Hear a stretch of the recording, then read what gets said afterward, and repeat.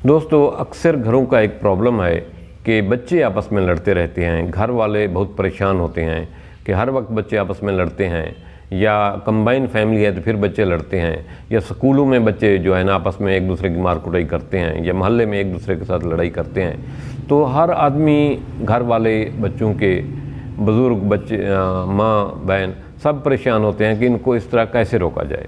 तो आज मैं उसके लिए आपको एक बेहतरीन टिप्स बताने वाला हूँ। तो मेरी इस वीडियो को आखिर तक सुनना और इस पर ज़रूर अमल करना, और इस वीडियो को बहुत सारे दोस्तों के साथ शेयर करना और मुख्तलिफ ग्रुप में जो है ना शेयर करना, और मेरे इस चैनल को सब्सक्राइब भी करना और लाइक भी करना। थैंक्स। करना यह है कि जब बच्चे लड़ रहे हों तो जो भी घर में मौजूद है, बुज़ुर्ग या बड़ा, वो उनको छुड़ा ले, अलहदा कर ले और उनकी लड़ाई ख़त्म करा दे। और उसके बाद जो मारने वाला बच्चा है उसको थोड़ा सा डांट डपट करे, ज़बानी थोड़ा सा गुस्सा दिखाए, लेकिन उसको मारना नहीं है।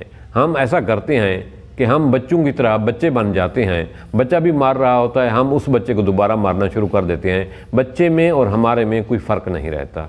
बच्चा भी यही सोचता है कि जब कोई बात समझ ना आ रही हो तो मारना चाहिए, क्योंकि अब्बा ऐसे करता है, अम्मा ऐसे करती है।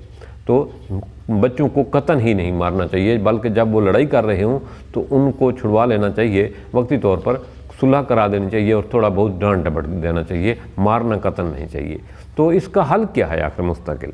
इसका मुस्तकिल हल ये है कि जब 2 घंटे गुजर जाएं या रात को सोने से पहले वो लड़ने वाले बच्चे से, मारने वाले बच्चे को बुलाएं और उसको समझाएं कि आपने जो ऐसा किया है ये ठीक नहीं था, क्या आपकी निगाह में ठीक है?